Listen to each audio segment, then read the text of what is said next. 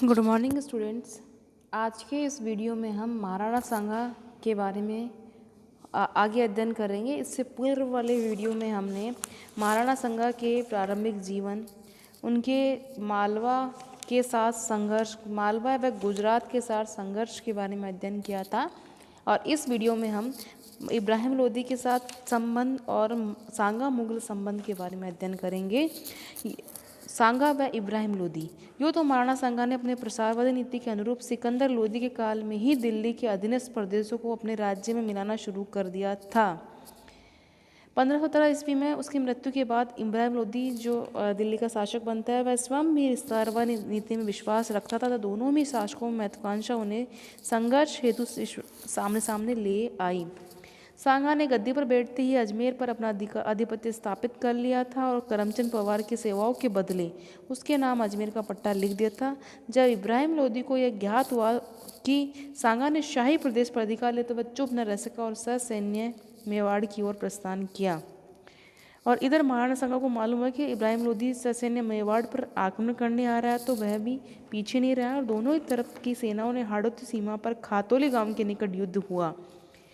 इस प्रकार के से करीब एक पहर तक युद्ध होने के बाद इब्राहिम लोदी सेना सहित भाग गया, किंतु उसका पुत्र बंदी बना लिया गया, जिसे कुछ दिनों बाद महाराणा ने दंड लेवाकर छोड़ दिया। युद्ध में महाराणा के घुटने पर तीर लगने से वह लंगड़ा हो गया और तथा उसका बायां हाथ भी तलवार से कट गया था। इब्राहिम लोदी ने खातौली खार का बदला शीघ्र ही लेना चाहा। उसने मियाँ मक्खन के नेतृत्व में 1518 में एक सेना भेजकर पुनः आक्रमण किया, किंतु इस बार भी उसे पराजित होना पड़ा। इस तरह दोनों के बीच इसी जब पानीपत की जो युद्ध हुआ के युद्ध के पश्चात अफगानों से संपर्क नवीनता के लिए होना था। इस बार अफगान शासक के संघर्ष का रूप सहयोग ने ले लिया। पानीपत के युद्ध में बाबर की सेना से इब्राहिम लोदी की हार हुई और उसकी रणस्थल पर मृत्यु हो गई। तब दिल्ली अफगानों के हाथ से निकलकर मुगल आधिपत्य में आ गया। इससे अफगान शक्ति को बहुत बड़ा धक्का लगा। अपना राज्य पुनः प्राप्त करने के लिए उन्होंने प्रयास आरंभ किया। इब्राहिम का भाई महमूद लोदी, जो पानीपत के युद्ध में सकुशल बच गया था, उसने नेतृत्व में अफगान शक्ति संगठित होने लगी। भारत में तब केवल राणा सांगा ही इनको रक्षक प्रतीत होने लगा। अफगान नेतृत्व यह अनुभव करने लगा कि उसका सहयोग व समर्थन ही उसके राज्यों को पुनः प्राप्त करने में सहायक हो सकता है, अतः सांगा का सहयोग प्राप्त करने की ओर कार्यवाही की जाने लगी। सांगा ने भी अपने पूर्व मतभेद भुला महमूद लोदी को दिल्ली का शासक बनाने में अपना सहयोग देना स्वीकार कर लिया। अब हम अध्ययन करेंगे सांगा मुगल संबंध। बाबर के लिए दिल्ली पर अधिकार स्थापित करना सरल था, किंतु अपनी शक्ति को दृढ़ बनाए रखना कठिन था। अतः उत्तर पश्चिमी भारत की विजय और पानीपत में इब्राहिम लोदी की हार ने बाबर को केवल केंद्रीय हिंदुस्तान का स्वामी बना दिया था। अब भी उसके सामने दो प्रमुख प्रतिद्वंदी थे, राजपूत और अफगान। अतः आगरा पहुंचने के बाद उसने युद्ध परिषद विचार विमर्श किया और सबसे पहले अफगान शक्ति का सामना करने को सुझाया, किंतु इस बीच घटनाक्रमों ने बाबर का ध्यान सांगा की ओर केंद्रित कर दिया। सांगा और जो मुगल संबंधों में युद्ध की स्थिति बनने के कारण निम्न थे। पहला, समझौते का उल्लंघन। बाबर अपनी आत्मकथा बाबरनामा में लिखता है कि राणा सांगा का दूत काबुल में उसके पास एक संधि प्रस्ताव लेकर उपस्थित हुआ और यह निश्चित हुआ कि बाबर पंजाब की तरफ से इब्राहिम पर आक्रमण करेगा तथा राणा सांगा आगरा की ओर से। इस संधि वार्ता तथा राणा सांगा की ओर से पहल करने से रशमुख विलियम्स पैस में सहमत नहीं। डॉक्टर गोपीनाथ शर्मा ने इस बात पर आपत्ति व्यक्त की कि इसे राणा से झगड़ने के लिए बाबर ने बहाना बताया है। उसने लिखा है कि सहयोग अवश्य हुआ, परंतु राणा की ओर से न होकर बाबर की ओर से की गई थी। इसी तरह जो है तत्कालीन विवरण के अनुसार काबुल का शासक दिल्ली पर अपनी सत्ता स्थापित करना चाहता था। चूँकि यह प्रदेश बाबर के लिए बिल्कुल नया था, अतः उसने यहाँ के स्थानीय नरेशों की सद्भावना प्राप्त करनी चाहिए और राणा सांगा, जो कि इस समय काफ़ी शक्तिशाली था, जिसके संबंध इब्राहिम के साथ अच्छे नहीं थे, को अपनी ओर मिलाना चाहता। समझौते हेतु अवश्य संधि हुई थी कि बाबर दिल्ली की ओर बढ़ेगा तथा सांगा आगरा की ओर। यह बात भी दोनों पक्ष स्वीकार करते हुए उल्लंघन स्वागतार्ह किया गया था। बाबर ने स्वयं लिखा है कि मैंने पानीपत का युद्ध जीत लिया, किंतु अभी तक वह काफिर नहीं आया। अतः बाबर सांगा को सबक सिखाना चाहता था। दूसरा कारण, धार्मिक कारण। बाबर का सांगा के विरुद्ध होने का दूसरा महत्वपूर्ण कारण धार्मिक है। पानीपत के युद्ध के परिणाम ज्ञात होते ही राणा ने अपना साम्राज्य विस्तार आरंभ कर दिया। रणथंभौर के पास खंडार दुर्ग सहित करीब 200 स्थानों पर उसने कब्जा कर लिया जो इससे पूर्व सल्तनत के अधीन थे। अतः बाबर का चिंतित होना स्वाभाविक ही था। राणा सांगा को हिंदू धर्म का रक्षक मानता था। उधर बाबर चाहता था कि उस इस्लामी शासन को बनाए रखा जाए जो विगत कुछ शताब्दियों से भारत पर चला आ रहा था। राणा ने विजित इलाकों से मुसलमान प्रजा का बहिष्कृत कर दिया तथा मस्जिदें नष्ट कर दी। इसे बाबर ने इस्लाम धर्म का अनादर कहा। राजपूत अफगान गठबंधन। राणा ने महमूद लोदी तथा हसन निमेवाती का स्वागत कर उन्हें अपने पक्ष में मिला लिया।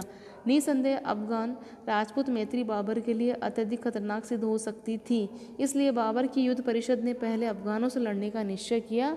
फिर भी जब अनेक अफगान राणा के पास ससैन्य पहुंचने लगे तो बाबर को इस निर्णय में शीघ्र ही परिवर्तन की आवश्यकता हो गई। अतः इस मैत्री से बाबर चिंतित हुआ तथा संघर्ष अनिवार्य हो गया। दोनों का महत्वाकांक्षी होना। बाबर व राणा दोनों ही महत्वाकांक्षी थे। बाबर को यह भी भय था कि यदि वह राणा सांगा को पराजित करने में देर करेगा तो हो सकता है कि उसकी पूर्व विजय निष्फल हो जाए और उस हालत में वह सुरक्षित रूप से अपने निवास स्थान तक भी नहीं पहुंच सके। उन दोनों का एक साथ रहना वैसा ही था जैसे एक म्यान में दो तलवारें अथवा एक दूसरे पर घात लगाए हुए शेर। यह व्यक्तिगत एवं राजनीतिक कारणों ने आने वाले संघर्ष को एक राष्ट्रीय स्वरूप दे दिया था। अतः इन दोनों में युद्ध अवश्यंभावी हो गया था। राणा का प्रस्थान। बाबर की गतिविधियों का अवलोकन कर राणा सांगा ससैन्य जनवरी 1527 ईस्वी में अंत में रवाना हुआ। रणथंभौर होता हुआ बयाना पहुंचा तथा मेहंदी ख्वाजा से 16 फरवरी को बयाना दुर्ग छीन लिया। यद्यपि बाबर तथा मुसलमान इतिहासकारों ने बयाना विजय को विशेष महत्व नहीं दिया है, तथापि गोपीनाथ शर्मा के अनुसार राणा की बयाना विजय अत्यंत महत्वपूर्ण थी, क्योंकि अब तक राणा के अधीन मध्य भारत के प्रमुख दुर्ग चित्तौड़, रणथंभौर, खंडार व बयाना आ चुके थे। इससे उनकी स्थिति काफ़ी सुदृढ़ हो गई थी। साथ ही इस अभियान से मुगल सेना भयभीत हो गई थी, क्योंकि इससे पूर्व इतनी विशाल सेना मुगलों ने नहीं देखी थी। अतः उनके उत्साह में कमी आ गई थी। इसके बाद राजपूत सेना ने अपना रुख बुसावर की ओर किया तथा बुसावर में पड़ाव डालकर बाबर को काबुल व दिल्ली से मिलने वाली सहायता को रोक दिया। यहाँ पर राणा को कोई 1 माह तक रुका रहा। मार्च 1523 ईस्वी को राणा सांगा फतेह सुकरी से 10 मील उत्तर पश्चिम में स्थित खानवा के मैदान में आ डटा। दोनों ही तरफ से सेनाएं 15 मार्च तक आमने सामने डटी रही। बाबर का प्रस्थान। बाबर आगरा से 16 फरवरी को रवाना हुआ। इस समय बाबर की सेना की दशा बड़े दयनीय थी। बयाना युद्ध से भागे हुए सैनिकों ने राजपूत शक्ति का बड़ा चढ़ाकर वर्णन किया तथा मुगल सेना को हतोत्साहित कर दिया।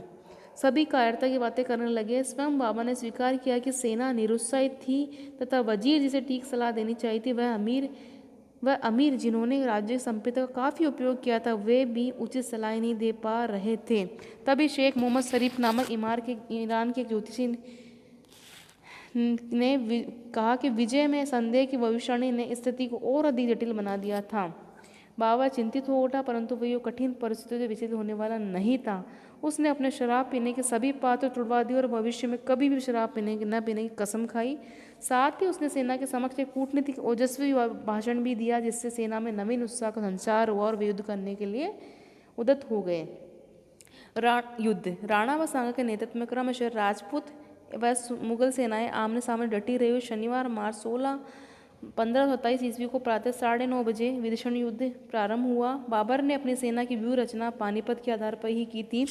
तोपखानों की कमान निजामुद्दीन अली खलीफा के साथ में थी। मुगल तोपखाने तथा भयंकर आग बरसाने पर भी वीर राजपूतों ने अपनी निरंतर आक्रमणों से बाबर के होश गुम कर दिए थे। इसी बीच हाथी पर सवार राणा सांगा के तीर लग गया, जिससे बेहोशी की हालत में उसे मैदान से ले जाया गया। इधर राणा के पश्चात सलुम्बर के रावत रतन सिंह और झाला अज्जा ने कमान संभालते युद्ध जारी रखा, किंतु बाबर की तोपों के आगे उनकी नहीं चली और राजपूत सेनाएं करारी हार हुई।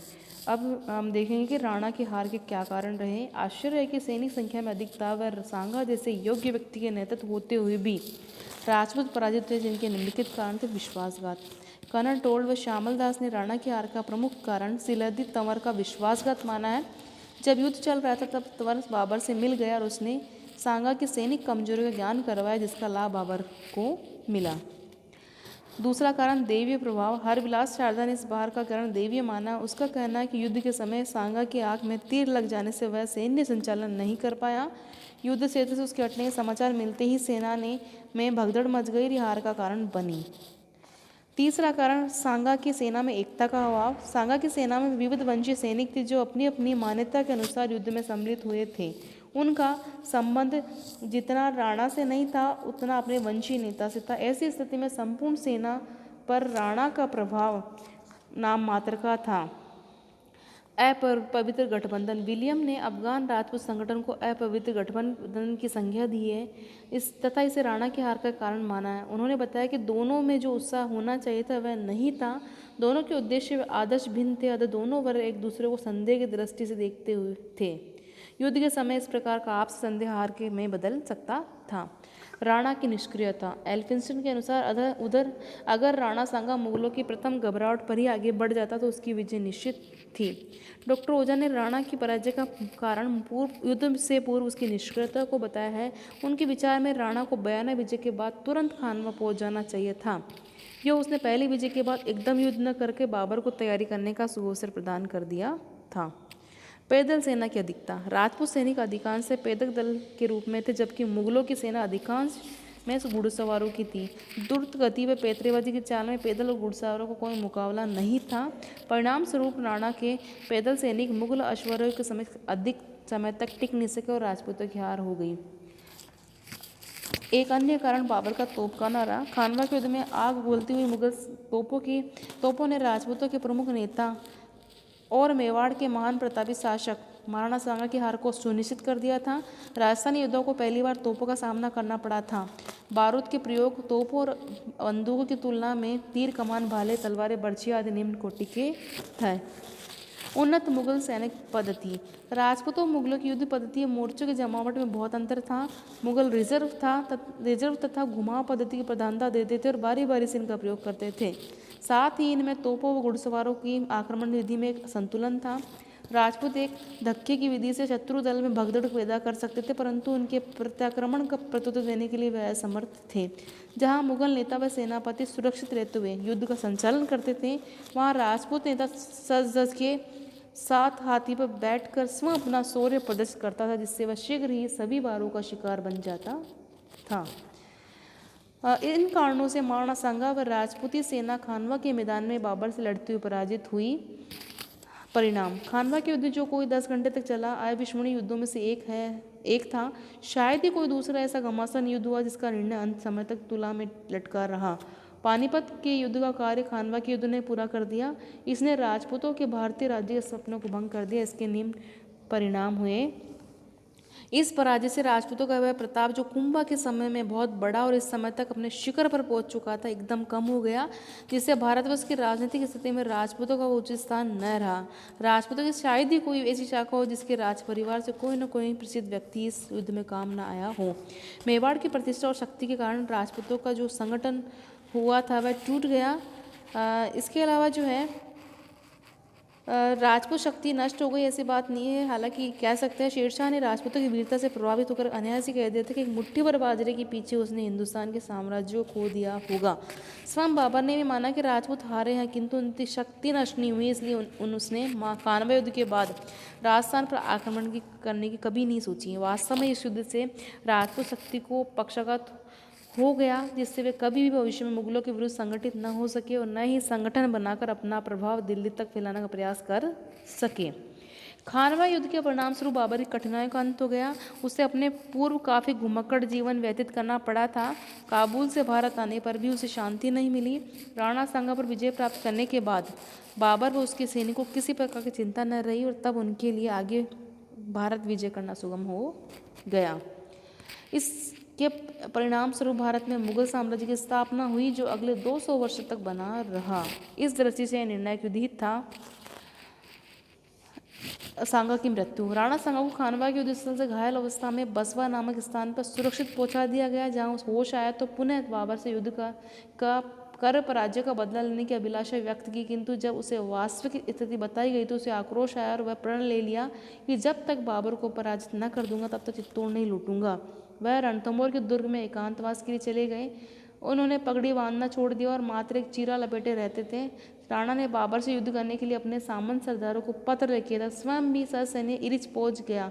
तब युद्ध शुरू होने से पूर्व ही राणा के सरदारों ने जो युद्ध के कतई पक्ष में नहीं थे उसे विष दे दिया, जिससे 30 जनवरी 1528 को उसको देहांत हो गया। सांगा का व्यक्तित्व। राणा सांगा मंझोले कद हष्ट-पुष्ट योद्धा थे। बदन गठा हुआ था, चेहरा भरा हुआ, लंबे हाथ, बड़ी बड़ी आंखें और रंग गेरुआ था। यद्यपि मृत्यु के समय उनकी एक आंख, एक हाथ और एक टांग ही थी, उसके शरीर पर 80 घावों के निशान भी मौजूद थे, लेकिन फिर भी उनका यश, प्रभुत्व और जोश कम नहीं हुआ था। उसने शत्रु को देश से बाहर निकाले बिना मेवाड़ में कदम रखने की कसम ले रखी थी। सांगा अंतिम हिंदू राजा था जिसके सेनापतित्व में सब भारतीय जातियाँ, राजपूत जातियाँ विदेशियों यानी तुर्कों को भारत से निकालने के लिए सम्मिलित हुई। यद्यपि इसके बाद और भी वीर राजा उत्पन्न हुए, तथापि ऐसा कोई न हुआ जो सारे राजपूताना की सेना को सेनापति बना हो। सांगा ने दिल्ली के सुल्तान को भी जीतकर आगरे के पास पिलाखाल को अपने राज्य की उत्तरी सीमा निश्चित की और गुजरात को लूट कर छोड़ दिया। सांगा के चरित्र में दूरदर्शिता तथा कूटनीति का पूर्णतः अभाव नजर आता है। बाबर को उसने लुटेरे से कहीं अधिक नहीं समझा था। इसी तरह मालवा के सुल्तान को 6 महीने बंदी बनाकर पुनः छोड़ दिया। ऐसी दयालुता व्यक्तिगत जीवन में तो अच्छी है, किंतु राजनीतिक दृष्टि से ठीक नहीं थी।